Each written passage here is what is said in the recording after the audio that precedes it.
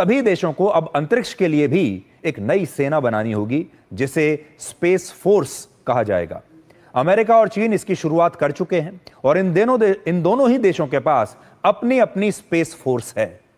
अब भारत जैसे देशों की बारी आएगी जब भारत जैसे देश भी भविष्य के लिए अपनी एक स्पेस फोर्स का गठन कर सकते हैं।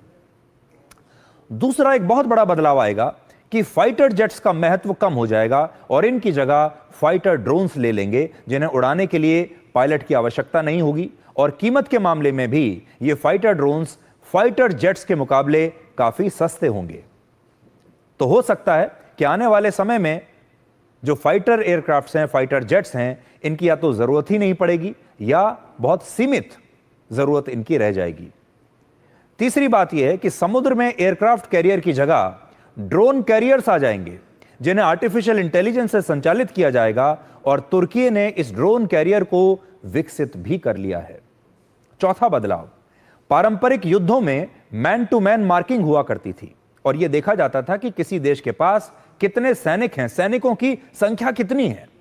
लेकिन भविष्य में यह युद्ध नीति बदल जाएगी और मैन टू मैन मार्किंग की जगह ड्रोन टू ड्रोन मार्किंग होने लगेगी या मिसाइल टू मिसाइल मार्किंग होने लगेगी। पांचवा बदलाव, एयर डिफेंस सिस्टम जमीन और आकाश में नहीं बल्कि अंतरिक्ष में स्थापित होंगे और भविष्य का महायुद्ध अब अंतरिक्ष से लड़ा जाएगा। और आखिरी बात यह है कि गोल्डन डोम के बनने से दुनिया में नए और आधुनिक हथियारों की रेस अंतरिक्ष हथियारों की रेस में बदल जाएगी और इस रेस में अब कोई भी देश पीछे नहीं रहना चाहेगा।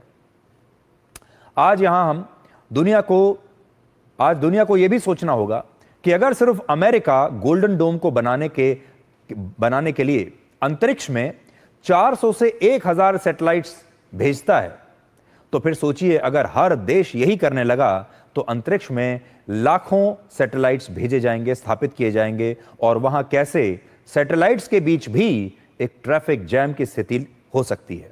इसके अलावा इससे अमेरिका हथियारों के बाजार को भी एक नए मुकाम पर लेकर जाएगा, जहां से बहुत सारे देश अंतरिक्ष की टेक्नोलॉजी के लिए अमेरिका का सहयोग लेंगे और अमेरिका इस बाजार की सबसे बड़ी सुपर पावर बनना चाहेगा।